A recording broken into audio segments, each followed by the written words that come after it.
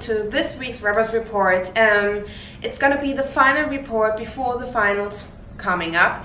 And Joel, let's talk a little bit about the key matches in this game. And if we start with Towers defense, who would you point out as the key players? Sure. Let's talk about Towers defense. I would say Soren Benediktsson is a big guy that will probably match up against Henrik Hendum, and Christian Dinesen, who's also the other corner, will probably match up against Thomas Lindemann. Those are probably key matchups that, if they're looking to throw the ball, the Razorbacks, those are the guys that they'll probably match up against defensively, and they'll have to contend with those guys. And Dinesen's been on the national team, so he's pretty experienced, and so does Benediktsson. He was on the U19 national team, so both of those guys are pretty good. Also, probably on the D line, the big matchup would probably be Bjorn Koch from the Razorbacks against Mikkel Stilling on the defensive end from them, because he's a really good pass rusher, and Bjorn might be their best offensive lineman. So he's big, he's strong, and he's got a lot of experience behind him. So if you're looking at those two guys, look at number 9 and number 69. Those guys will probably get after it pretty good after each other. All right, cool. And if we, what about if we look at the offense side of that? The offensive side. Yeah. Okay. If we look at the Towers' offense against the defense, you got two imports going against each other. So you got JR, the quarterback, against Desmond Anderson. He's playing safety. His natural position is corner. So, but him playing safety, he's moved to that position really well playing out here. So he'll have an idea of how to match up against those guys and kind of read what JR is doing with his experience from kind of playing in the States. So that could be an interesting matchup. Also, Rasmus Thiel at the offensive tackle spot against Jakob Nickelman. And Jakob's been a great rusher for the Razorbacks all year. He's been getting after it. He gives everybody fits, and he just has a motor that doesn't quit. So that could be a real interesting matchup, because Rasmus is a little bit less experienced compared to Jakob. Jakob's younger, but he's just a great pass rusher. The other matchup would also be the other tackle spot, which would be Christopher Green against Alex Polito, and that's the other import for the Razorbacks. And Green's a real nasty tempered guy. He gets after guys kind of hard, and that should be kind of. What's his experience actually? Green's? Yeah. Green played on the national team, and he's another guy that's he's. Some people might call him dirty, but I wouldn't say he's really dirty. He's really an aggressive player, which gets him in trouble sometimes. So he's not afraid to go after guys, and he'll go and take a shot on a guy, and sometimes they can be a little bit late, and he'll get a penalty for it and stuff like that. And Polito is a guy that kind of turns it on and then turns it off. And if he kind of keeps it off, Green's going to get in his face a little bit, and that should be kind of interesting. But if they get after each other, those are a couple of big matchups that could be kind of fun to watch in that game. Because how they perform will dictate how either team will perform, either side. So if the defense for the Razorbacks is doing well with Nickelman and Alex, then they're going to have some success. And if the O-line is able to, or the Towers is able to push those guys around a little bit, then you'd probably say, watch out for the Towers. Definitely, and we want to have a closer look into that. That's why we put some analytical stuff together for you. So here they are. All right, let's talk about the Razorbacks. The Razorbacks and Jeffrey Lewis. The Razorbacks will go as well as Jeffrey goes. Here's a prime example of Jeffrey doing work. Toss play for them in this clip, and you'll see that his ability to get his second level is what is the key thing for success for the Razorbacks here. As they run the play, he's able to get outside, get his shoulders square, and you'll see with his athleticism, he becomes extremely difficult for smaller DBs and linebackers to bring down on a regular basis. If we take a further look at this play here, you'll see everybody will zone block to the right. They have the defensive end in a 7 technique, or 7 shade, and they'll actually look to seal him. The fullback will lead up on the safety or linebacker, whichever comes first. And this play also is exploited by the fact that 49 over pursues a little bit. And Jeffrey has great vision to be able to see that, so he's able to cut back and get upfield. And when that happens, that's when the play really does his best, or the player does his best. As you see, he starts to bang bodies through, he starts to not go down, and it becomes extremely difficult to tackle him. On this clip, we're going to take a look at Jeffrey Lewis once again. Right, this is a draw play for him, and Jeffrey you'll see in the backfield when we give a little icon right there.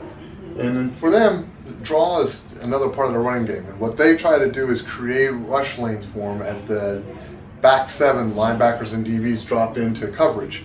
This creates a seam for him to be able to pick up a head of steam and then get downhill. And if anybody's taking him on, you know that's really what you don't want to do.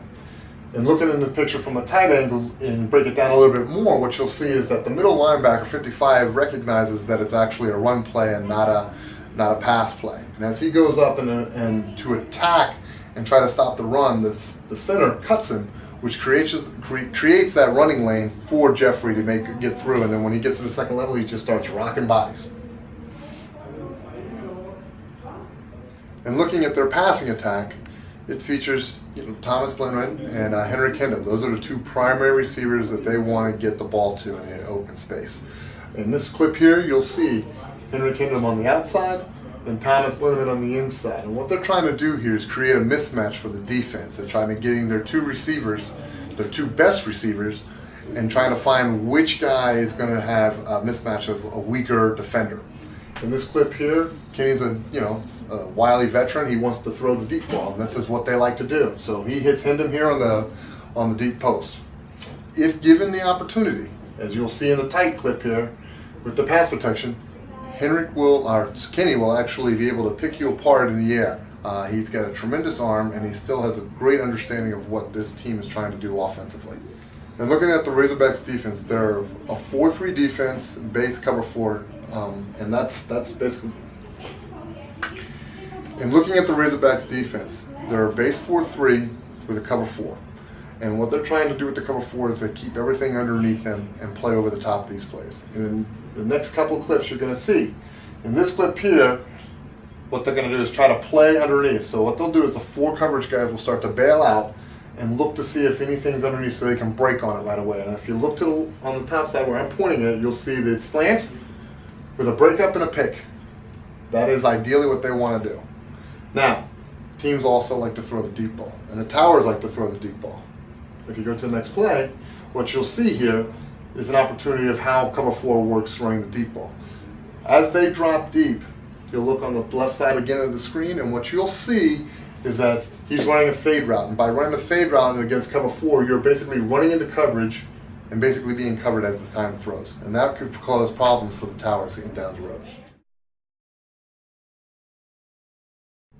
Okay, when we look at the Towers are a team that's, a power offense. They like to run a lot of 2-back sets. A couple of clips that we're going to be showing you are examples of what they like to do. And this clip over here, you'll see that this is ISO for them. And one of the things that you'll notice in ISO is a power downhill play. And if you can get movement on the line, like you'll see on this guy with the arrow, you're going to have a lot of success running the ISO. And here's an example of the Towers actually having great success running the ISO. Okay, picks up, I believe, like 26 yards or something of that nature. When we look at the tight, circle the guy again because you get the center and the guard double teaming and driving the nose back into the second level towards the linebackers. And this creates holes here. Ideally, you have 8 men in a box in the play, which you see the Gold Diggers have. The inside linebacker will spill to the SAM, to the safety, if everything's working correctly here. With the linebacker, the middle linebacker with the cutback lane, he starts to scrape over the top with the double team and gets caught up in what's called the wash because they are able to double team him into the linebacker, creating this rush lane that's huge for Casper to carry on and take down the field for a big play. To complement the ISO, the Towers will run play action off of that. Okay, and in this picture here, you'll see that they actually do this in the semifinal game. They run ISO, looking like it's run, which is what they've done before. Okay, and what you saw in the previous clip. Go ahead, if you run it. He'll set up, and then they're looking to attack deep downfield. If given time by doing this, and they're effective on the running game, the play action is a great play for them to feed off the ISO. Here in this next clip is probably their favorite running play, which is the toss play. As you look here in the play, you'll see that they're trying to get outside perimeter of the defense and giving the opportunity as they stretch the blocking schemes that they can find a hole for the running back to actually execute and run through. And as you see here, he finds his hole, he's able to get upfield, and they're able to get a tremendous gain of 24 yards on the play. And taking a closer look at the picture in tight, as you noticed here, there was a stretch plate to the outside, and what they're trying to do is create gaps. And when you see here, gaps are starting to open up on each side. A great block on the inside by the fullback, Lindeen, but being able to chip in and creating a seam, giving the running back a two-way go. All right, in this picture here, he'll decide to go on the outside, and you'll see the finish of the execution of the play for a big game. To complement the toss, okay, the Towers will incorporate a toss fake out of it and semi-boot or play action off of this. And you'll see this here. What they'll do is they'll have the running back in the backfield, all right, execute a fake toss with a semi-roll the other way, which is nothing more than another form of play action. And what they're looking to hit is the deep receiver on the singles receiver side here. And this is to complement what they're trying to do, since they're such a run-heavy oriented team. If he runs it, you'll see there's the hit on the post, there's a big game. But since they're such a heavy run-oriented team, as soon as you start putting 8, 9 guys in the box, they're looking to go and throw the deep ball on you right away, off of play action. And there were a couple of clips that we showed to give you an example of those things. Okay, when looking at the Towers defense, they're a base 4-3 defense. They're a very athletic defense. They're a team that feels comfortable playing man or playing zone coverage. And they'll give you multiple looks based on what they feel comfortable that they can handle against each opponent each week. And looking at this film here, they're going to play 2-man here. So these 2 guys are locked up on the number 1 receivers. And this is against the London Blitz earlier this season for them. As you run through the play here, with their ability to press on these guys and funnel the number 2 receivers, they're able to come up with a turnover in the play. And looking at another clip on the Towers defense, here's an example of them playing cover 3. Cover 3 is great to help in the run support. And as you'll see here, the receiver goes in motion across the field, the safety rolls down, and at the end of the day you'll see a roll with the safety from the boundary slide into the middle of the field. This will result in a tackle for a loss by getting the extra man into the box. As you see, that's at the outside edge, and bang, there you go.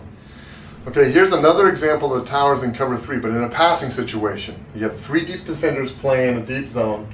You'll see the safety roll over and adjust down to the motion of the receiver coming across the field.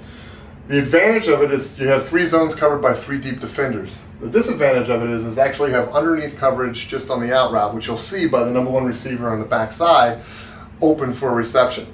Now that's not a big deal because you're playing everything up in front with the cover 3. Here's some plays to show you and to give you a little bit of an example of some of the things that both teams like to do. Hope you enjoyed it. I hope you get an idea of what you'll see this weekend based on the information that we've seen throughout the season. And unless there's a little bit of a change, you got a pretty good idea of what they may try to do against each other in this game this weekend. Okay, folks, actually have 2 games coming up this weekend. The one starts at 3:30 and it's a junior ball, and then we're going to have the kickoff for the Mermaid ball at 7:30. So you guys stay tuned. It's going to be very exciting. We wish the teams all the best, and we see you then. Yep. And don't forget to check your local listings also for it, because True, it's going to be on TV, live for you.